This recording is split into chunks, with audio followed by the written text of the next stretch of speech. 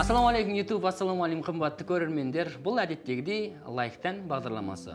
Бұл жерде біз өздеріңіздің көңілдеріңізден шыққан лайықты деп есептеген лайкты көп жинаған әнді өзінің орындаушысымен бірге дуэтпен орындаймыз. Бүгін бізде қонақта мықты хитмен әндерінің бәрі қазір тыңдауға лайықты, шынымен де көп миллион жинаған, өзі көкпаршы, өзі боксер, өзі палуан, айта берейін ба? Таныстыра салайын ба десең? Қабыл алыңыздар, Еркеш, сен! Ассалаумағалейкум. Қош көрдік. Сені көргеніме қуаныштымын. Саған звондап, менің агенттерім хабарласқанда сен айтыпсың, мен босамайым. Осы бүгін средаға қойыңдар, сол кезде келемін депсің. Средаға қойып жатырмыз. Рахмет үлкен. Енді мен сенің қалындай болғаныңды білем, бірақ барлық халық білсін, саған сұрақ қойын. Сенің жалпы өмірің, көзің әдемі әннен кейін қай жағына қарай өзгерді? Көзің әдемінің алдында қандай едің, көзің әдеміден кейін қалай болдың? Мен аға бұлай нем өзгерді ғой, жаңа тұрмыс тіршілігім өзгерді, бірақ андай адамгершілігім өзгерген жоқ. Білмеймін әйтеуір. Көріп жатқан жоқпыз. Жоқ, сіздер просто маған выступлениен кезінде звондап қоясыздар, сосын естімей қаламын ғой, сосын бірақ звондаймын ғой қайтып. Звондаймын, WhatsApp-қа жазамын, директке жазамын. Жоқ, күшті, шынымен де қуаныштымын. Әндерің керемет шығып отыр. Өте халықтың ықыласына бөленіп жүр. Бүгін қандай ән алып келдің? Бүгін көзің әдемі, сосын қызым деген әнді алып келдім. Бірінші көзің әдемін айтамыз ба онда? Көзің әдемін айтайық. Бағдарламаны сонымен бастайық. Кім? Мен қай жерінде айтамын көзің әдемі? Енді мен басын бастайын, сосын ары қарай профессионалсыз ғой, іліп алып кете береміз ғой. Қабыл алыңыздар, Еркеш Қасен, көзің әдемі.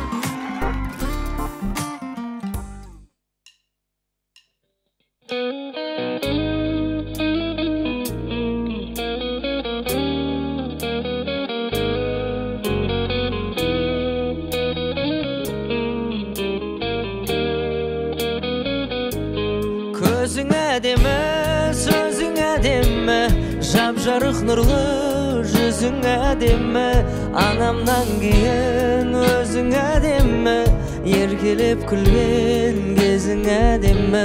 Көзің әдемі, сөзің әдемі, жап-жарық нұрлы жүзің әдемі, анамнан кейін өзің әдемі, еркелеп күлген кезің әдемі. Анамнан кейін өзің әдемі, еркелеп күлген кезің әдемі. Жаным жүректің сырын білдің, жаураған жанды жылындырдың, сүю дегенді ұғындырдың. Ойнап тұрғандай әсем шашын желменен, қоңыр көзіңе сәл қарасам емделем, жаным мен мұндай сұлулықты көрмеген. Көзің әдемі, сөзің әдемі, жап-жарық нұрлы жүзің әдемі, анамнан кейін өзің әдемі, еркелеп күлген кезің әдемі. Көзің әдемі, сөзің әдемі, жап-жарық нұрлы жүзің әдемі, анамнан кейін өзің әдемі, еркелеп күлген кезің әдемі.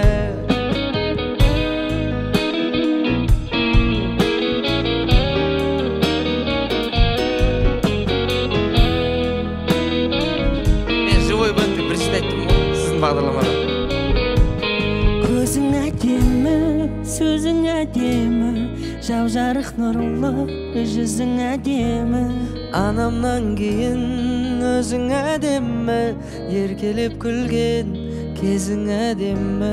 Анамнан кейін өзің әдемі, еркелеп күлген кезің әдемі.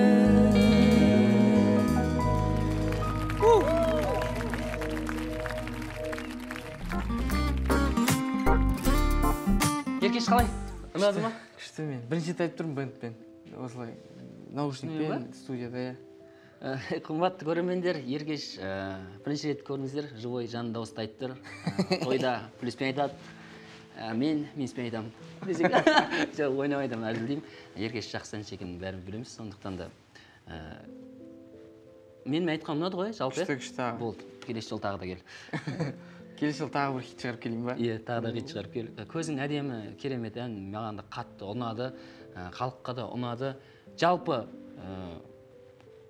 бұл әннің халыққа өтуі, не себепті халыққа өтті, сен өзің сезесің бе, және ән жазған кезде біреулер саған көмектесе ме, мынау осылай өтеді, осылай былай жазсаң былай болады деген сияқты, сол туралы айтып кетші.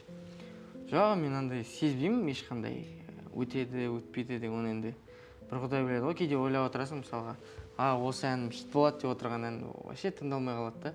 Ал шығара салайыншы деген дүние кейде хит болып кетеді. Мен енді бұны шығара салайыншы деп шығарған жоқпын.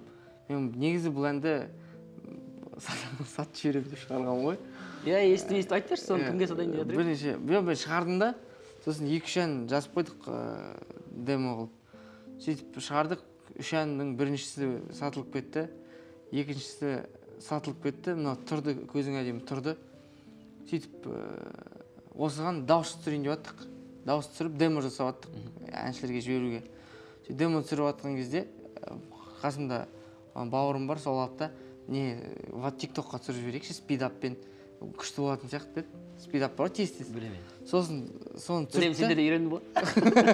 Соны түсірді да, салып жіберді. Содан кейін мен мән берген жоқпын. Сөйтіп таңертең тұрдық та, ұлан деген бауырымға көрсетіп тұр. Қараңыз, братан, осылай-осылай, мынау уже бір тәулікте 10 мыңға жақында қыпты түсіретін адам использует звук. Сөйтіп қарап, сосын келіншегімді айтады, тик-токты ашсам, сендердің Макс деген бала ғой енді, аранжировщик, Макс екеуің жазған өлеңдерің шығып жатыр дейді да бүкіл жерде. Сөйтіп мәссаған дедім да, содан кейін сразу оттың да. Содан кейін отырдық та өзіміз, енді ол кезде енді маған ақша керек болды, енді отбасым Алматыға енді көшіп жаттым, сосын балалар көндірді ғой, Илхан деген бауырым бар, бәрі тұрды, сатпа, керек емес, күштен болады мынау деді. Сосын негізі көп әншілер сұрады, кім сұраған айтпай ақ қояйын енді, анау деп. Бірақ нақтысын айтайын, басында Кенжебек аға айтты, Кенжебек аға солай тик-токтан көріп қалған ғой кісі. Ана әнің жіберші маған тыңдайық, Музарт тобына тыңдайық, ағаларыңмен тыңдап көрейік деді. Содан кейін жібердім. Сосын енді топ болғасын біреуге ұнайды, біреуге ұнамайды, мүмкін 3 адамның ойы келмей қалған шығар бір-біріне. Сөйтіп Сәкен аға айтты, мына әнің күшті екен, ұнады деді. Содан кейін мен Сәкен аға айттым, аға мен негізі оның алдында Сәкен аға мен сізге бір ән шығарып беремін деп уәде беріп қойғам ғой. Сосын Сәкен аға айттым, аға мен өзім айта берсем бола ма, осылай тик-токта деп бәрін түсіндірдім, жағдайын бәрін. Сосын ол кісі айтты, егер саған пайдасы тисе, мен балам ондай нем жоқ қой, конечно айта бер, өзің бағың болсын деп батасын берді. Содан кейін бір күннен кейін шығарып тастадым, тездетіп. Күшті, шынымен күшті шығып кетті. Қатты қуандым, себебі мен Еркеш, сен білесің ғой, бала кезден Айгүліктен бастап білем, бірге тұрдық, сондықтан да мен шынымен қатты қуандым, Еркеш. Рахмет. Неге маған бермедің деген сол кезде бір сұрақ келді. Өзің ақ қойған кезде. Жоқ, мен басқа әнін сұраған, ладно, ол туралы сосын айтамыз. Қазір осы айда қоймай тыңдап жүрген бір 3 әнің. Менікінен басқа. Қазір 3 айда тыңдап жүрген Мұқағали Мақатаевтың сөзіне жазылған бір ән бар. Түннен қорқам деген. Қандай? О жарық дүнием-ай, қуатым-ай. Соны тыңдап жүрмін. Содан кейін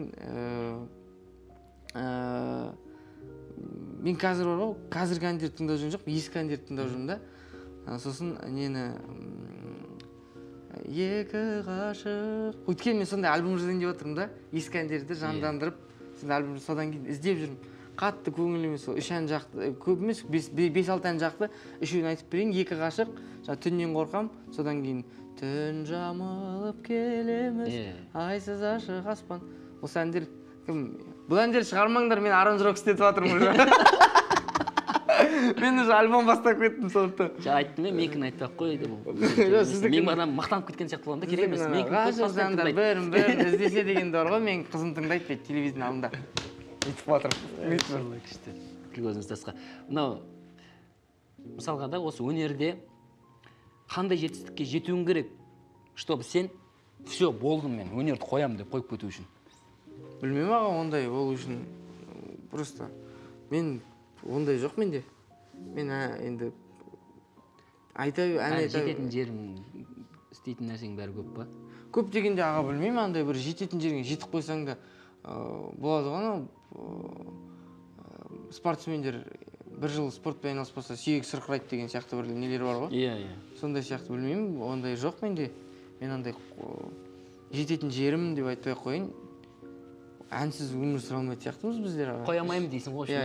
Тамырға кетіп қалған дейсің ғой. Иә, бір андай қартайған кезде бір ұстаздыққа кетіп қалған. Жоқ, сен кейбір мысалға коллегаларың айтып жатыр ғой, мен болды, мен 34 жасымда қойып кетемін, мен әнді болды, басқа бизнеске кетемін, тауға асыраймын деп жатыр мысалға біреулер да.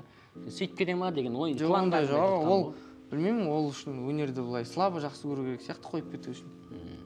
Өміріңнің соңына дейін бірақ мүмкіндік беретін болса да, мысалға бір әнді тыңдайсың, болды, басқа әнді тыңдамайсың десе, қандай әнді тыңдар едің? Менікінен басқа, бірақ Еркеш уж мен жаяуым занят. Мен ондай мүмкіндік болса, мен нені тыңдар едім? Мә, қиын сұрақ қой мынау. Плейлистін көріп жүрейінші. Просто көріп жүрейін, плейлистін көріп жүрейінші. Плейлистімді көріп жүрейін, так, плейлистімді... Кастингті көруге бола ма? Плейлистімді көріп жүрейінші, так... Заказдарың көп шығады, десең. Плейлистімді көріп жүрсем, мен, так... ән тыңдайтын едім. Ол ән қатты танымал емес негізі, бірақ естіген адам ол әнді біледі. Алматы әуежай деген ән бар. Бекжан Қапанов деген мен досым айтады. Қатты танылмай қалды, өйткені ол бала әнді шығарды да, сосын 2-3 айдан кейін армияға алып кетті оны. Әні бірақ енді хит болып бастап жатқан, клипті де түсіріп бастап жатқан кезде. Орындайтын мен әннің атын айтасызшы? Бекжан Қапанов, Алматы әуежай. Мына жерге жазып қоямыз. Бекжан Қапанов, Алматы әуежайы, Еркештің өмірлік тыңдайтын әні деп жазып қоямыз. Жарық ете қаларда. Мүмкін осы бағдарлама деген оны тыңдап кетуі мүмкін ғой, сондықтан да. Сіз естіген шығарсыз, может, ана ән ғой? Алматы, қоштасулардың қаласы. Естідіңіз ғой, сол ән. Жұлдыз FM-ден жүреді, бірақ ешкім білмейді ол әнді кім айтатынын. Өйткені ол бала Атырауда тұрады. Күшті. Еркештен үлкен рахмет. Енді екінші ән қандай ән алып келдің? Қызым. Қызым. Қызым туралы бір не айтып берейін. Қызымды ең бірінші шығармай тұрып маған тыңдатты. Мен ғашық болып қалдым қызға ше. Өйткені менің де қызым бар ғой, 2 жасар. Бұның қызы енді туылған. Сөйтіп жаңағы маған бер деймін ғой әлгі жерде. Бұл айтады, ағам өзім айтайын. Онда дуэтпен айтамыз деймін. Ағамен өзім дауыс жазып қойдым, бірдеңе түсіріп қойдым. Болды, ол тыңдап. Енді шынымен ғой күшті болады, шығады деп айттым. Бірақ ойнап 1-2 рет ұрып алдым енді. Бірақ десе де күшті шықты. Сонда ана қызы әкесі уже туылғаннан бастап уайымдап тұр ғой, уайымшыл бала екен. Әкең сені уайымдайды деп тұр ғой. Жоқ, шынымен көзің әдемі мен қызымның сөзін әнін кім жазды? Көзің әдемінің әнін өзім жаздым. Сөзін Шадияр деген жігіт жазды. Шадияр. Есенәлі. Қызымды әнін Илхан екеуміз жаздық. Илхан Ихсанов екеуміз жаздық. Сөзін, қайырмасын сөзін өзім жаздым. Бірақ куплеттерін Рахымжан деген жігіт жазып берді. Красавчик, молодец. Рахымжан, автор жігіттерге рахмет айтамын. Өз сазгер, өз композитор келесі орындайтын ән қызым. Иә? Мен қай жерін айтамын? Жаңағыдай ғой, бастайық әрі қарай. Болған. Алып кетейік.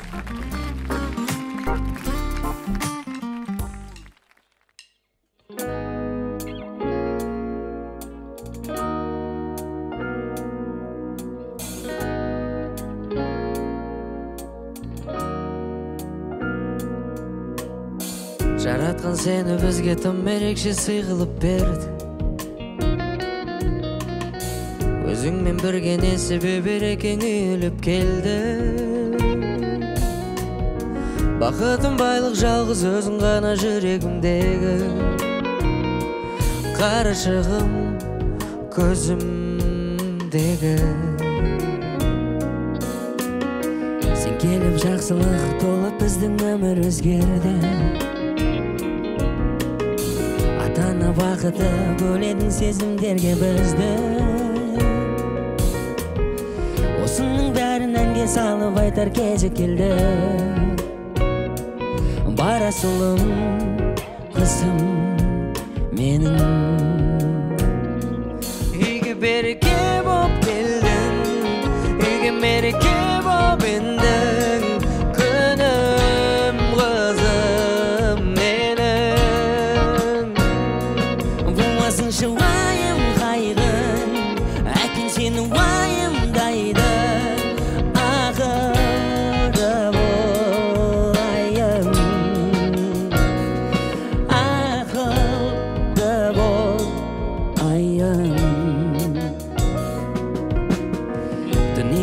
Екке бөлдік сенің тыныш иығыңды қалап. Үйретті бізге жанашырлықты бір өзіңе қарап. Сезім ұлғайды және арадағы жылы махаббат. Бақытымыз сенсің қымбат. Үйге береке боп келдің, үйге береке боп ендің. Күнім қызым менің. Болмасын шуайым қайғың, әкең сені уайымдайды.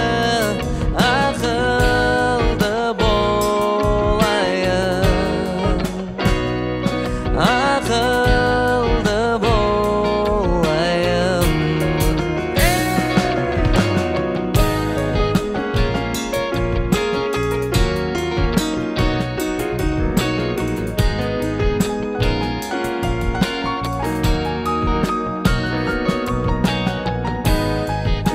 Қыздарым заман болсын.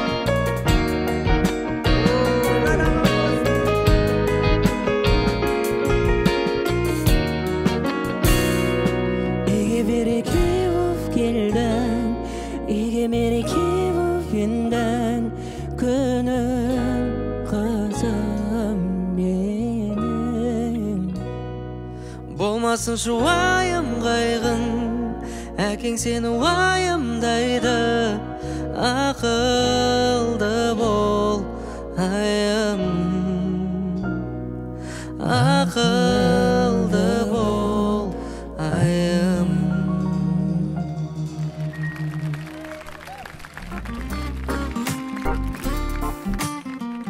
Жүректерді қозғайтын тербейтін ән лайктан бағдарламасына келгеніңе мың алғыс. Келесіде тағы да 2-3 хитпен күтеміз. Рахмет ағам. Сіздерге де сәттілік тілеймін. Күшті бағдарлама, живой бағдарлама.